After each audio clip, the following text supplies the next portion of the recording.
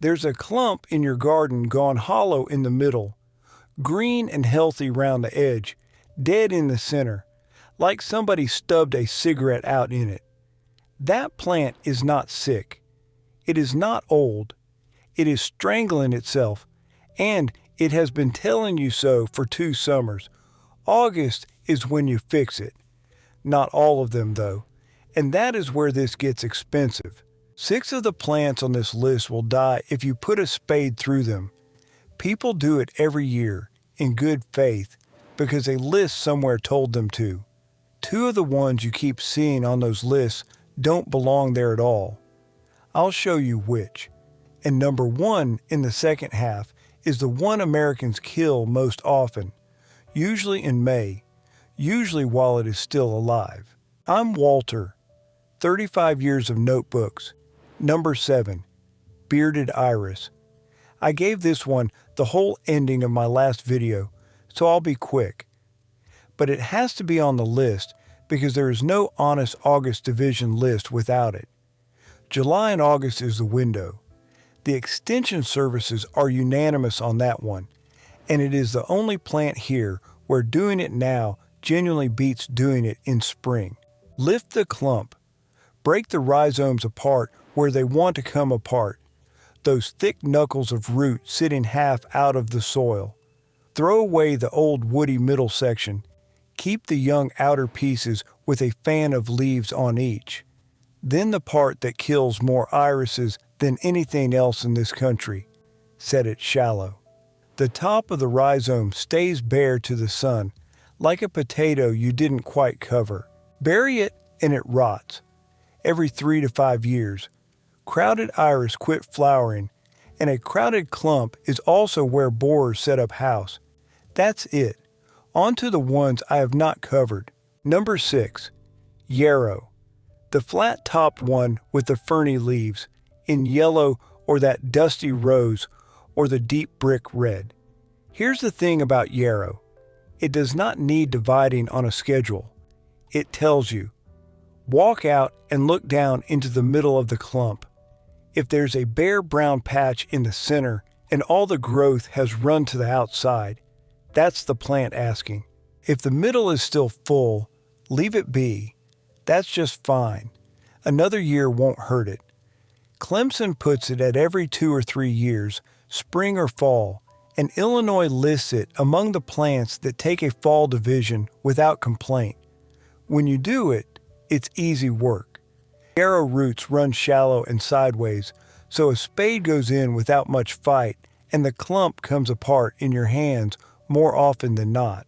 Keep the young growth from the outer ring. The dead middle goes on the compost heap, and you don't feel a thing about it. Give the divisions poor soil and full sun. That is not me being lazy. Yarrow in rich, watered ground grows tall and floppy, and then falls open in the first storm. Half the people who tell me yarrow is a bad plant have been feeding it. Number 5, astilbe. Feathery plume in the shade bed, in cream or pink or that dark raspberry. One plant that will give you real color in a spot where nothing else blooms. Every 2 or 3 years when the clump gets crowded. Clemson allows early spring or fall, and a fall division suits it because the ground is warm and the shade keeps the moisture in. Now here is the one thing that separates a live astilbe from one, and I want you to hear it before you pick up the spade. Astilbe cannot dry out. Iowa State's own phrase is that astilbe is unforgiving in dry soil and the leaves brown quickly. And that goes double for a division sitting on the path in the sun while you go in for lunch. Clemson gives the rule for every perennial you will ever split. Never let the divisions dry out. Keep a pail of water beside you. Astilbe is simply the one that punishes you fastest for forgetting it. So do it in one motion. Dig, split, replant, water, no gaps. Have the new hole ready before you lift the old plant. If you must set a piece down, put it in a bucket with an inch of water in the bottom. Then keep it wet for a fortnight. Not damp, wet. Number 4. Catmint. A low gray-green mound that goes lavender blue and stays that way for months, and that the deer walk straight past. Catmint is the outlier on this list, and in a good way. Most perennials want 3 or 4 years between divisions. Minnesota says catmint can be divided every single year if you want it to be. Iowa State puts the window at spring or straight after the first flush of bloom, which is right about now, and which lines up with the shearing you should be doing anyway. So the job is one job. You cut the plant back by a third after the first bloom to get a second flush. While the shears are out and the plant is short and easy to see, lift it, cut the crown into 3 or 4 pieces, and put them back. That is how one $9 plant becomes an edging. I bought one catmint somewhere around 2012, give or take a summer, for the corner by the back step. I have split it nearly every year since. It now runs the whole length of the path down to the shed, 30-odd feet of it, and I have never bought a second one. Full sun, poor soil, no feeding. Rule is yarrow. Feed a catmint and you get a floppy gray mess by July. Here is where I ask for something back. Tell me in the comments which of these first 4 is sitting in your garden with a dead middle, and put your state next to it. I read every one of them. Division advice swings hard by region, and the pattern in the comments tells me where the real trouble is. Number 3. Bee balm. Monarda, if you want the other name for it. The shaggy red or pink or purple head that hummingbirds will not leave alone. 2 reasons to divide it, and only one is about the plant's health. The first is the same dead middle we keep coming back to. The second is that bee balm runs shallow rhizomes just under the surface, and left alone 4 years it comes up through the middle of the plant next to it.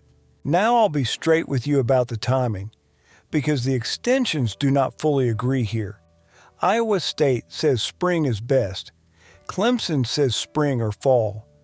Illinois puts it on the fall list. I do mine in late summer, after it's finished flowering, and it has never once sulked. But if you garden somewhere with a hard early winter, take Iowa State's word over mine and wait for spring. The digging is the easy part of your afternoon. Those rhizomes sit so shallow you can push a fork under the edge and lift a section out like a slice of cake. Take the young outside growth, bend the woody center, cut it back by half, and when you replant, give it air.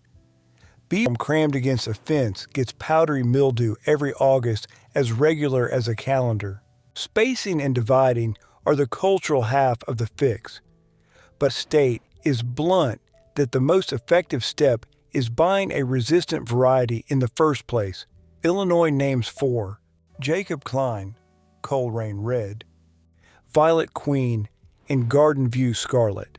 Number 2, coreopsis, tick seed, if you grew up calling it that. Small daisy flowers, gold or lemon, or that soft buttercream, and it blooms from June until something kills it. Here is why it's this high on the list. With most plants, dividing is maintenance.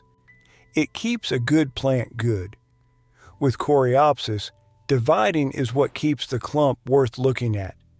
The named garden varieties are genuinely short-lived. Iowa State puts them in that group, and Illinois adds the condition most people miss.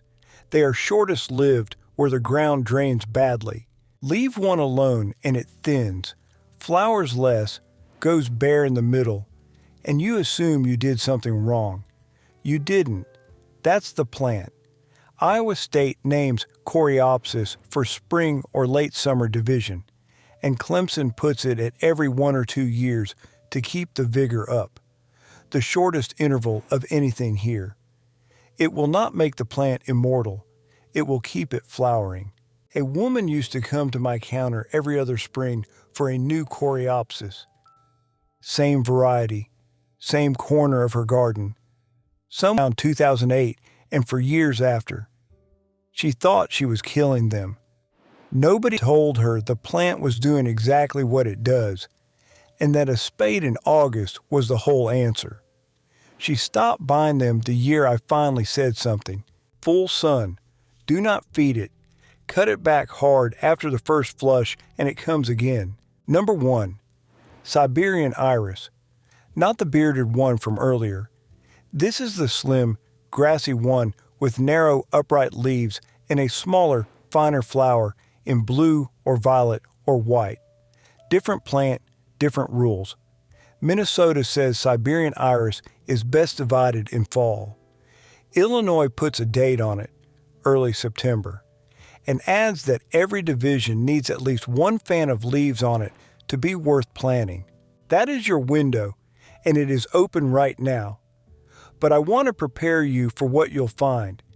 A Siberian iris that has sat in one place for 8 or 10 years does not come apart in your hands. The rhizomes pack so tightly together that the whole thing lifts as one lump, and I have watched people put a spade into one, bounce off it, and decide the plant was fine after all. Go in with a heavy spading fork, a sharp spade, or, this is the American Iris Society's own suggestion, not mine, a hatchet. Cut down through the clump in wedges. It looks like an assault.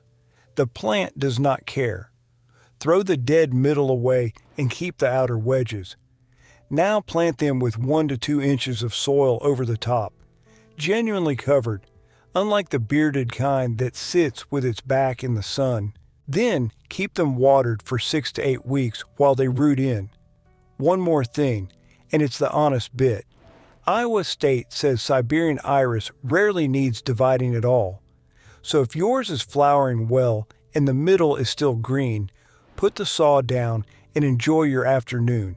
Before I turn to the plants you must not touch, I want to pull 2 things off the August list because I keep seeing them there and they will cost you.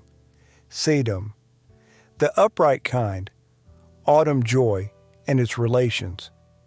It shows up on nearly every divide in August list I have ever read. It should not be there. There is one rule underneath all of this, and it comes from Illinois. Divide the spring and summer bloomers in fall, and the fall bloomers in spring. Sedum blooms in September and October. It is a fall bloomer. Iowa State says plainly that early spring is the time to divide it, and Clemson says the same. Split it now, and you are pulling a plant apart in the middle of its own show. Shasta daisy. Same problem, different reason. Iowa State names the Shasta daisy by name as one of the plants most likely to be heaved clean out of the ground over its first winter, and recommends spring for exactly that reason. A late summer division doesn't have the roots to hold on. 2 plants, both on the list, both wrong. A quick word, and then the ones you must not touch. A friend of mine, Henry, put the long version of this whole approach into a blueprint, and it's at henrysgardensecrets.com. I only bring it up because I get asked the same question every week. Where do I even start? And it's a better answer than I can fit into a reply. Take it or leave it. Now, the 6 that die if you try. Number 6, balloon flower, platycodon. The one with the puffed up bud that looks exactly like a tiny hot air balloon before it pops open into a blue star. Children love it. So do I. And it goes on this list because of what is underneath. Balloon flower grows from a long, fleshy taproot. One root, down, thick as a parsnip. Iowa State is plain about it. Division is difficult because of that taproot. And if you're going to attempt it at all, do it carefully in spring, not now. Here's the thought of taproot, and it explains this entire second half of the video. A clumping perennial has dozens of growing points. Cut it in 4 and you have 4 plants, each with its own crowns and its own roots. That is why dividing works at all. A taprooted plant has one crown, 1 root going down. Put a spade through it, and you have not made 2 plants. You have made 2 wounds. Balloon flower also comes up very late. Iowa State puts it at the head of their late emergers list and says some years it does not show until June. Mark it with a stick in autumn and give it until the middle of June before you write it off. If you want more of them, seed. They come readily from seed, and they'll self-sow gently if you let a few heads ripen. Number 5. Lavender. I sowed it every spring for a very long time, and it sat on the perennial bench next to the phlox and the salvia, with a perennials tag on it. And that placement is the whole misunderstanding. Lavender is not a perennial in the way the others on this bench are. It is a small woody shrub. It has a trunk, a short one, but a real one, and a single crown at the base, and it grows the way a shrub grows. So there is nothing to divide. Not, it's difficult, not, it takes care. There is no seam to pull apart. You cannot split a shrub down the middle by taking a spade to it any more than you can split a lilac. Oh, you bet people try. I've had them come back and describe it to me, and the answer is always the same. There was never a division there to make. What you do instead is take cuttings. Illinois says lavender is best started from cuttings, a few inches of this year's growth, stripped at the bottom, pushed into gritty compost. It is easy and it costs nothing. And while I'm here, do not cut lavender back in the fall. Illinois again. Leave the growth on over winter and tidy it in spring. Once you can see what came through and what didn't. Number 4. Baby's breath. Gypsophylla, the cloud of tiny white flowers. The thing that goes in every bouquet in America and that looks like smoke when it's planted behind something solid. Clemson lists it among the perennials that resent being divided, and Iowa State says the same thing more gently. Division is difficult. The reason is the one you have already learned. It is a tap-rooted plant, and a big one. An established baby's breath sends a root down further than you will ever dig, and it does not intend to come back up, which is also why it doesn't move. If you plant one in the wrong spot, you have essentially built something there. After 3 or 4 years, the decision is permanent. So site it once properly. It wants full sun and, more than anything, sharp drainage. Baby's breath in wet winter clay is a dead baby's breath by March, and that kills more of them than any spade ever has. If your soil holds water, plant it on a slight mound or don't plant it at all. I'll say honestly that I don't have a good way to make more of them for you. The extensions tell you not to divide it and stop there. Buy the plant, put it where you mean it, and leave it. Number 3. Sea holly, eryngium. The steel blue thistle-looking thing with a spiky collar that seems to be made of metal rather than plant, and that stands there looking like that until the frost. Same story underneath, same taproot. Missouri Botanical Garden puts it as plainly as it can be put. It transplants poorly and is best left undisturbed once established. Now I'll flag one thing, because I try to be straight with you about where things come from. That guidance is from Botanic Gardens rather than the University Extension Services, and sea holly simply is not in the Extension Division tables at all, which tells you something in itself. Nobody writes instructions for a job nobody should be doing. If you want more, the Morton Arboretum gives you the root cuttings, taken in late summer. That means right now. You lift a plant, cut a few finger-length sections of the thick root, lay them in a tray of gritty compost, and they shoot from the cut ends. It sounds like something only a nurseryman would do. It isn't. It's a tray on a shelf in the garage in about 10 minutes of your time. Sea holly also wants poor, dry, gritty ground. It came from dry places, and it never forgot.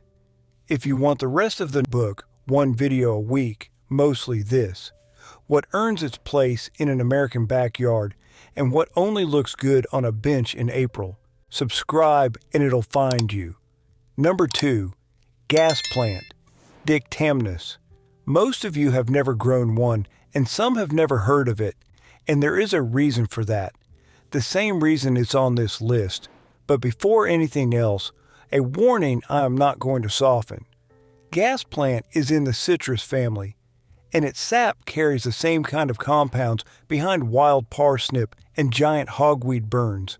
Get that sap on your skin. Let the skin see sunlight, and you can end up with streaky blistering and brown staining that takes months to fade. That is not an allergy. It is a burn that sunlight sets off.